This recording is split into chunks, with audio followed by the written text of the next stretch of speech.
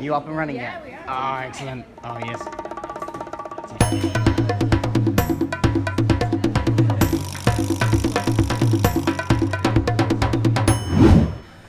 So the day I'm recording this is May the 19th. It's the day that the brand new Doctor Who VR experience game thing is released into the world, and I got a chance to play it. I was very lucky to just come across the VR Hub team at reception at work today, and they were just as they were setting up the game. I did not know they were going to be there, so it was just pure coincidence that I had gone down to head out to Cafe Nero for a coffee and just happened to walk past them and they were setting up.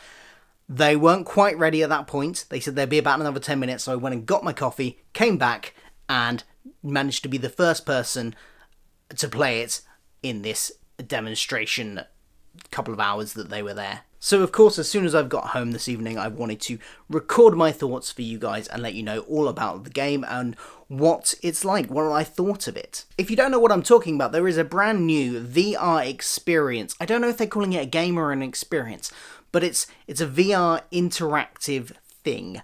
A very short, sort of mini episode, interactive mini episode, if you will, that the VR Hub have developed, the BBC VR Hub have developed along with some partners, I forget who, but they've made this game. I'm going to call it a game, okay? I don't know if they call it a game, but I'm calling it a game. And it's been released today. It's all set in the TARDIS. You are a character that has miraculously just appeared in the TARDIS somehow. The storyline is about this other creature that the Doctor has come across, and we need to get this creature back to its home. And it's being chased by some bad guys who are firing on the TARDIS and doing all sorts of stuff. So that's the basic plot. It takes, I didn't time it, but I think it takes somewhere between 10 and 15 minutes. That was the rough kind of feeling that I got while I was in there, although I forgot to look how long I was in there for.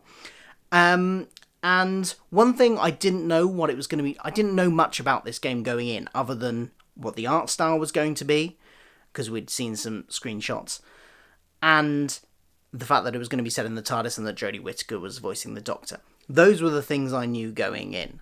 And what I learnt... So the first thing... What did I learn? First thing I learnt was that it isn't the type of VR game where you can move around your environment much. That was a little bit disappointing. I kind of wanted to explore the TARDIS, but it's a very much... It's a sitting game, as they described it to me. You don't move around. You don't get up and walk around. You sit down and you have a sort of playing area. You can lean around and look around things, and so you can move slightly, I guess, but you can't walk around the console. You can't sort of explore the TARDIS interior, which I was really a little bit disappointed about.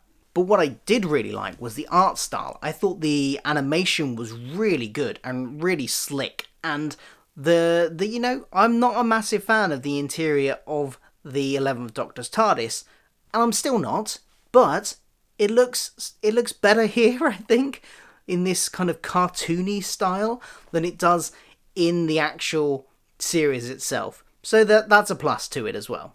I will say about the walking around thing, I do understand why they don't have that, because that's a lot more programming. I'm no programmer, but even I understand that would take a lot more budget and a lot more time.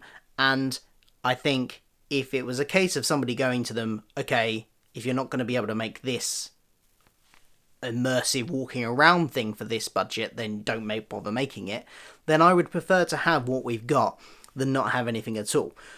Yes, it would have been lovely to be able to walk around and explore, but and do a bit more, but ultimately, better to have this than nothing. I think the story itself was quite interesting. It was very obviously very short, but that's by design. There's not a whole lot of depth to it, but again, that's by design. This is a very short little interactive mini-sode. The story itself needs to be quite concise, and it is. So I'd say the first, again, I wasn't timing it, maybe about half of it is more sit back, watch the story unfold. You get various bits of revelations. You have to move around as the Doctor moves around you to follow her. You get to see things that are happening outside the TARDIS door, which is sort of positioned behind you, so you can look around and see those. Things are happening on the time-space visualizer, various things, and the Doctor sort of is dashing around the console, so you can sort of peer around the console to look at her. That's all really well implemented, and it does a good job of directing your attention to where the story needs you to be. But if you want to, you can look around, and there's kind of little things going on here and there that are quite nice to watch. You know, the little, even from something really small like the little TARDIS model spinning on the console to something, you know, at one point I just turned around and the TARDIS doors were open and you could see out into space. And I hadn't known that was happening, and it wasn't really relevant massively to the story, but it was there, and that's quite a nice little touch. There were 3 main interactive elements, and all the interactive elements are sonic screwdriver based. So the Doctor hands you her sonic screwdriver, and you use the paddle mechanism that comes with these VR things to operate it. So you've got one of those in your hand, and if you look at your hand in the game, you see the sonic screwdriver. And there's 3 different sort of tasks you have to do with this. The first one, you have to fly the TARDIS, and how you do this is a little holographic display comes up in front of you with a little holographic TARDIS and a visualization of you're going for an asteroid field and all these asteroids and debris and stuff flying towards you. So you have to point at the TARDIS icon and then literally move it around and avoid all of these debris and stuff that's going to hit you. I was not very good at this. I got hit quite a lot, but I don't think I got hit a lot and we didn't die or anything, so I don't think you die in this game. I think you just get a bit of shuddering and you carry on. I didn't test that to its extreme. I didn't just put myself in the way of every single thing. If I get to play it again, maybe I will, just to see what happens. But you kind of navigate your way through this, and I was not very good. But it was the most interesting of the 3 interactive elements you had, because you had that, you had a moving an object type task. I don't want to spoil it too much, so I'm not going to go into the plot details of what's going on around these. But you got sort of moving things around with your sonic screwdriver type task. And you've just got a kind of point and click type task where you don't really have to do anything other than hold the button down and point it in the right direction. That was the least interesting one. The flying through the debris field was the most interesting one and the most exciting.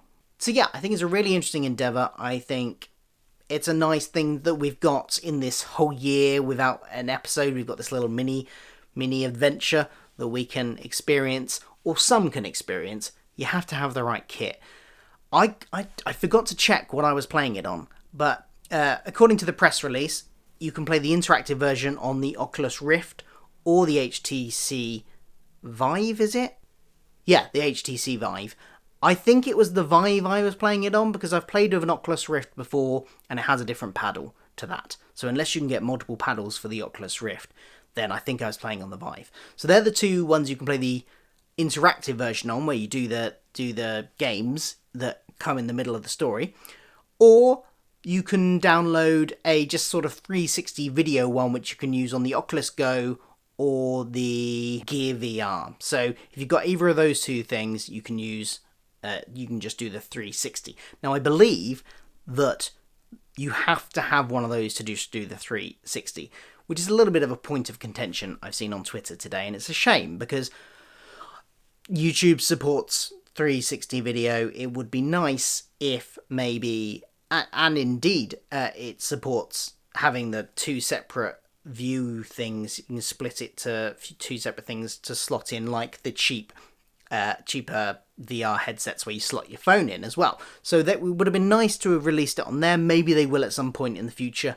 I don't know what the conversion, if you need to maybe reformat it or something for that. I don't know, because I don't know the specifics of that.